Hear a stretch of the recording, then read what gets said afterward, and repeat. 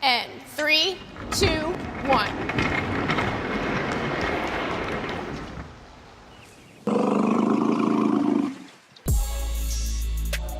You never know where a good idea is going to come from. Good ideas are like a mouse in your house.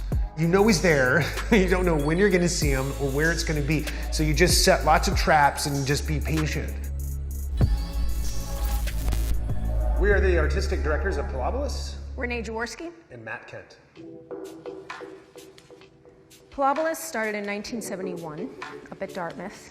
It was started by 4 men who had no dance training. It's a dance company, traditionally.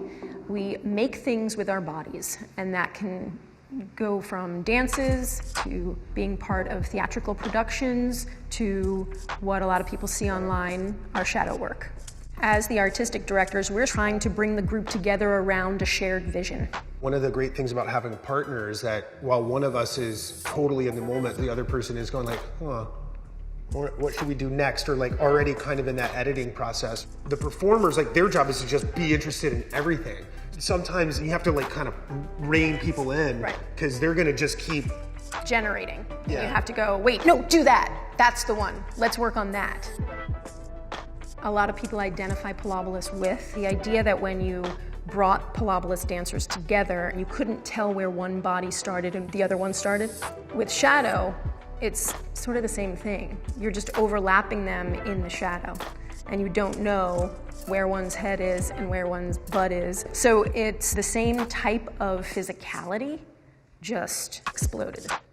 When we started working with shadows, we didn't really know what the rules were. So you're playing with this new medium and slowly discovering these very simple rules. When you move closer to the light source, you get bigger. If you move towards the screen, you get smaller. We have a cone of light that we call. That's the cone that's made from the light that shines out. How do you come in and out of that cone was a big part of the discussion. We also started to realize that we could use not just our bodies, but cloth and props, and we can make things look 3D when they're not really 3D. So the more we played in it, the more the rules started to open up, and we had more of a vocabulary to work within. To see the human bodies first, and then see the image click in, is magical. We found that if we shortcut that, then some of the magic gets lost. There is a sense of 3 moments. Getting into place is usually a roll in. We have coronas just prior to the creation, and a corona is something that sprays outward before it comes together to create the composite image. Then we have the composite image. And then the rollout at the end. The 7 principles of creating shadows. One of them is to understand what is flat, depending on where you are. In fact, in order to make people look straight, sometimes they have to be in a kind of weird position. If you look at the flower, the guy that's at the top, he's leaning back so that he can match everybody else. You can shorten or lengthen a body part by moving it slightly toward the screen or slightly away from the screen. We use clothes that have stretch to them so that we can expand and create bellies and stuff like that. As you get closer to the projector, your image gets larger and larger. As you get closer to the screen, your image gets smaller and smaller. So if you bring 2 people from the center and they start to move apart, you can give the illusion that one is growing or one is shrinking.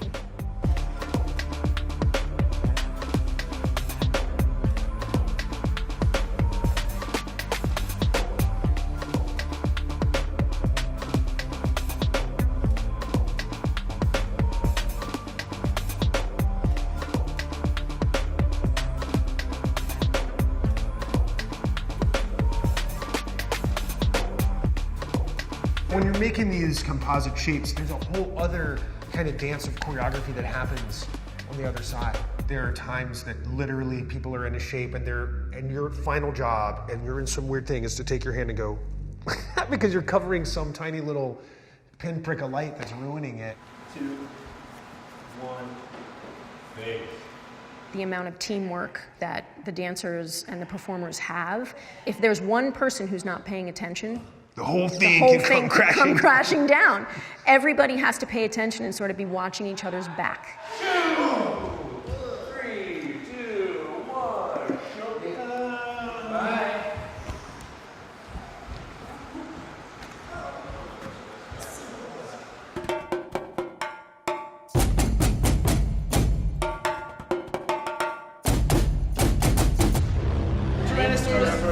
Oh, T-Rex. T-Rex. All right, let's ready? do it. I'm gonna work on the head. I'm gonna do the What do we need for a tail? We need teeth. Yeah, no, I think the person who's doing the head can make the teeth. What about this? I think we can do it with fingers. Well, let's go.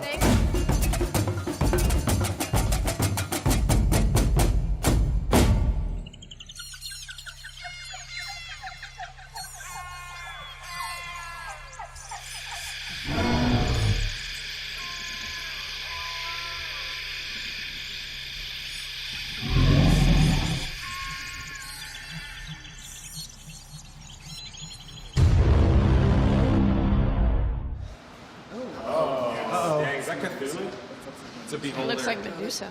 Can we make this a side face? Profile. Basically, that's Heather's head, and then we just have hands. Oh. Just the hair. It's the hair. It's the hair. Zach, you gotta be bigger with the eyeball. Yeah, I'll do those arms too. Yeah, I'm gonna do some arms. Can we like blab that? There you go. Party arms. Okay, yeah, let's do that. Yeah. All right, here we go. Get sucked in. Oh, it's getting ya. Oh, and the arms are coming out, and the eyeballs opening up.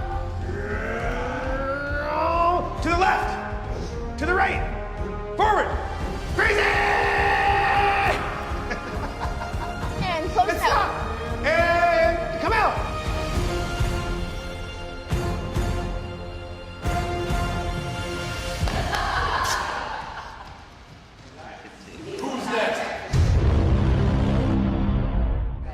Oh, wow. I think we just make Okay, this the face. head. It's like a nice dome with like a flat top and like these two little. We need 3 mags so we can. Tubes that come out. Let's focus on the head because that's the identifier.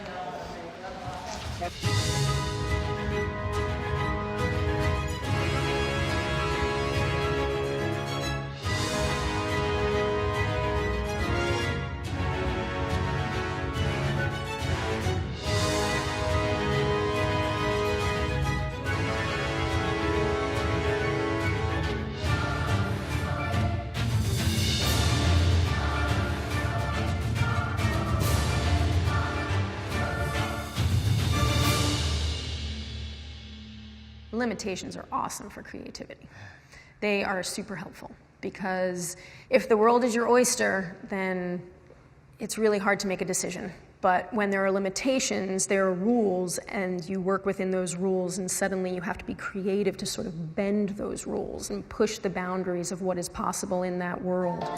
When we're tackling a new idea or a challenge, we don't have one person who's directing the group. Our ideas come from all the peripheral, and as they coalesce into the center, that's when they start to merge, and that's when you start to see what it actually is.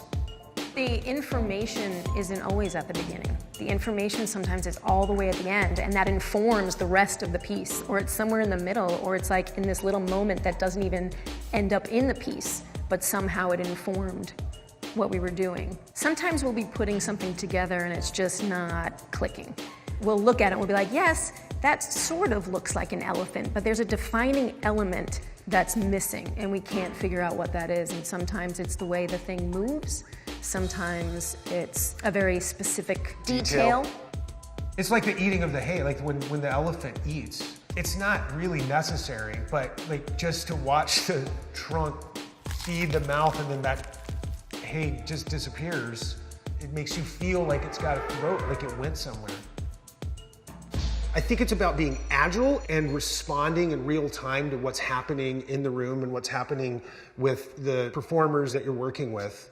Recognizing when an idea is working and when it's not, and being able to change course. Yeah, That's the agility part of it. And it's kind of like maddening sometimes because you're kind of like bouncing from this like crazy optimism to like, that's never gonna work, to this is it. You also have to be willing to fail. That's our guard against mediocrity. It's fun to be able to bring delight. Most of the time you're not enjoying what you're doing and what you have to do on the day-to-day. So to be able to enjoy it and to allow other people to enjoy it and invite other people to enjoy it is very special. You know, without the audience, we're just in a barn making cool stuff. And they're like the last collaborators for us. They're the thing that makes it click. We need them to make it be a Parabola show.